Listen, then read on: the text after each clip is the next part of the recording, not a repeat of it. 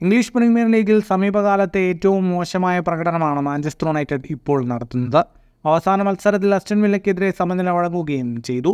അവസാനമായി കളിച്ച 5 മത്സരങ്ങളിൽ ഒന്നിൽ പോലും ജയിക്കുവാൻ മാഞ്ചസ്റ്റർ യുണൈറ്റഡിന് സാധിച്ചിട്ടില്ല. കളിച്ച 11 മത്സരങ്ങളിൽ ജയിച്ചത് 3 മാത്രം. ഇതോടെ പരിശീലകനായ എറിക് ടെൻ ഹാഗിനെ ഉടൻ പുറത്താകുമെന്നാണ് പുറത്തുവരുന്ന സൂചനകൾ. എറിക് ടെൻ ഹാഗുമായി ബന്ധപ്പെട്ട അഭ്യൂഹങ്ങൾ ടീമിൻ്റെ പ്രകടനത്തെ ബാധിച്ചുവെന്നാണ് യുണൈറ്റഡ് താരം ജോണി ഇവാൻസ് പറയുന്നത്.